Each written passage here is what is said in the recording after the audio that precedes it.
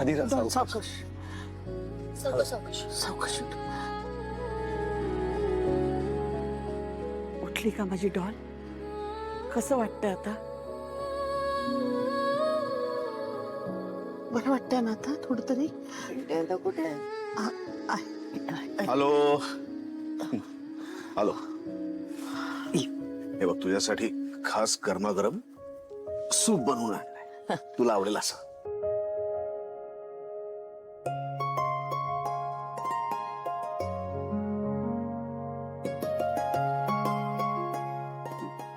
कसं वाटतंय? Don't know पिंट्याला, पण वीक वाटतंय. विकनेस नसणार तर काय होणार मला सांग? पोटात अन्नाचा एक कण नाहीये तुझ्या. अशक्त वाटणारच ना. नाहीतर काय, बरं तसं केलंस ना तर आम्ही सगळे सुद्धा तुझ्या बरोबर उपाशी राहू. हं?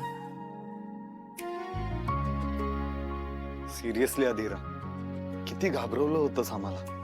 आणि ती अशा माणसासाठी जो तुला डिझर्व पण करत नाही. आता तिला शांतपणे सूप पिऊ देणार आहेस का तू? आजी, मी शत्रू नाहीये अगं तिची. मला खूप काळजी वाटते आणि त्या रोहनचा राग येतोय. ही जी काही हालत झाली आहे ना आपल्या अधिराची, ती सगळी रोहनमुळे झाली आहे. ही रियालिटी आपण ऍक्सेप्ट करायला हवी.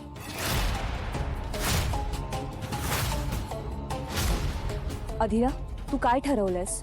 म्हणजे तुझ्या आयुष्याबद्दल तू काय निर्णय घ्यायचा ठरवलंयस? अगं पण नंतर बोलता येईल ना ह्याबद्दल. असंच म्हणतो आपण सारखं. तुम्ही दोघं जरा प्लीज गप्प बसाल का? नशिबानं वाचली आहे ती. आधीच किती त्रासातून उठली आहे ती. तिला काही झालं असतं ना तर मी नाही जगू शकले असते. मम्मा, त्रास नाही देते अगं मी तिला. तिची काळजी वाटते ना म्हणूनच बोलते. आणि असंही आता आपण आपल्या घरातलेच आहोत सगळे. इन्फ्लुएन्स करायला बाहेरचं कुणी नाहीये, म्हणून म्हटलं विचारून घेऊया. अधिरा, काय ठरवलंयस तू? काही विचार करायची ताकदच नाही माझ्यात आता. सो पिंट्यात आता जे काही ठरवेल, जे काही सांगेल ते मी ऐकायला तयार आहे. मी ठरवेन ते, प्रॉमिस. प्रॉमिस. ठीक आहे, मग मी आता असं ठरवलंय की आता तू.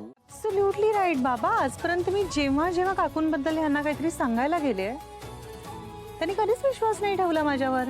हे बघ, आपलं सत्य कितीही मोठं असलं ना तरी आपण ते कोणत्या परिस्थितीमध्ये मांडतो त्यावर त्याची किंमत ठरते. त्यामुळे एक गोष्ट लक्षात ठेव, एकाच वेळी सगळ्या शत्रूंशी लढायचं नाही. एका वेळी एकच प्रश्न सोडवायचा. घाबरू नकोस बाळा, सगळं ठीक होईल. आम्ही आहोत ना तुझ्या बरोबर.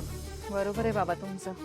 यावेळी चुकाहून परवडणारच नाहीये, कारण मला ना फक्त काकूंचा नाही, अंशुमनचा खरा चेहरा सुद्धा समर राजवाड्यांसमोर आणायचा आहे.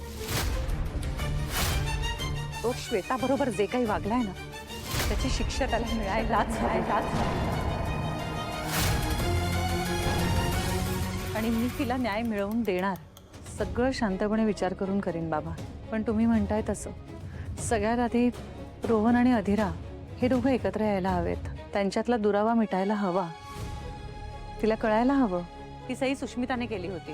माझं काय होईल ताई? हा सगळा विचार ना सुश असा वेडेपणा करण्याआधी करायचा असतो. आपण जे काही वागतो ना त्याच्या परिणामांची जबाबदारी ही फक्त आपली असते. नंदू जे काही म्हणाली ना ते सगळं लक्षात ठेव. तुझ्यासाठी ही शेवटची संधी आहे. सगळं लक्षात ठेवीन. कृपा करून मला सोडून जाण्याची भाषा करू नका. चुका झाल्यात माझ्याकडून, पण मी त्या सगळ्या सुधारेन.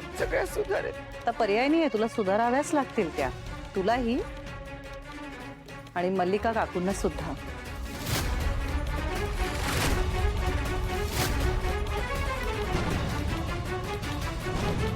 अगं आता अशा गोष्टींवर माझी झोप अवलंबून नाहीये नंदू.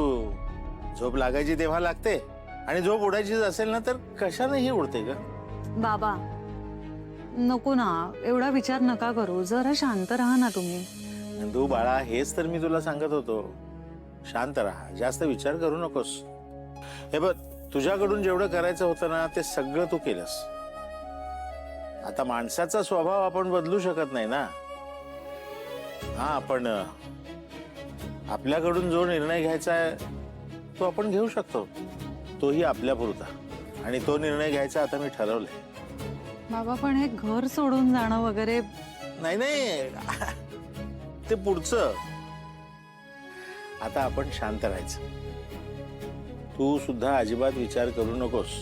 काय, मैं जिंदगी का साथ निभाता चला गया, हर फिक्र को धुए में उड़ाता चला गया. सांग, पटकन सांग, कोणता सिनेमा? हम दोनों. बरोबर. बड़े अच्छे लगते हैं ये धरती, ये नदियाँ, ये रहना और आपके हाथ की चाय.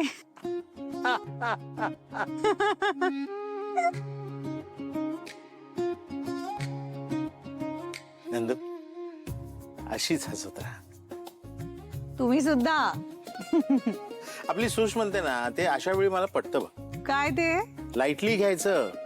बघ, लाईटली घेतेस ना तेव्हा लवली दिसतेस.